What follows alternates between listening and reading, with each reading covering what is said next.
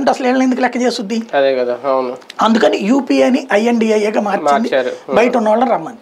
వాళ్ళల్లో మమతా బెనర్జీ తను ప్రధాని కావాలనుకుంటోంది, తన పేరేంటి లాలూ ప్రసాద్ కావాలనుకుంటున్నాడు, నితీష్ కావాలనుకుంటున్నాడు, కేజ్రీవాల్ కావాలనుకుంటున్నాడు, అఖిలేష్ కావాలనుకుంటున్నాడు, శరద్ పవార్ కావాలనుకుంటున్నాడు.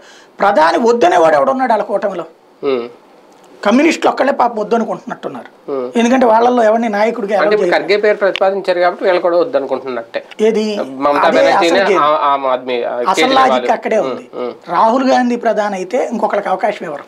అందుకనే కాంగ్రెస్ లో ఎట్లాగా ఉంటదంటే పివి నరసింహారావు ప్రధానమంత్రి అయిన రోజు నుంచి పొగబెట్టేందుకు సీతారాం కేసరి, సోనియా గాంధీని రెచ్చగొట్టడం కానీ ఇట్లాగా ఎన్నాళ్ళు పివిని మధ్యలో దించుతామని అనుకుంది.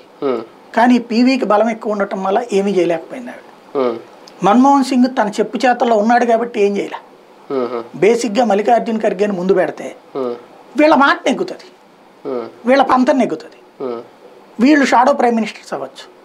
తర్వాత ఓ ఏడాది అయ్యాక ఆయన పరిస్థితి బాగాలేదు, మాకు నచ్చల. ఇదివరకు యునైటెడ్ ఫ్రంట్, నేషనల్ ఫ్రంట్ ఉన్నప్పుడు ఫస్ట్ విపి సింగ్, తర్వాత చంద్రశేఖర్, ఫస్ట్ దేవగౌడ, తర్వాత గుజరాల్, అట్లాగా మార్పించుకుంటారు. కానీ ఇక్కడ దళిత పిఎం మళ్ళీ దళితుల నుంచి వ్యతిరేకత అది వస్తుందేమో, అది ఆలోచిస్తారేమో. దళిత పిఎం అన్నటువంటి రూట్ లో పెట్టలేదు మల్లికార్జున ఖర్గేని, రాహుల్ గాంధీకి ప్రత్యామ్నాయం అన్నటువంటి పేరుతో చూపెట్టారు.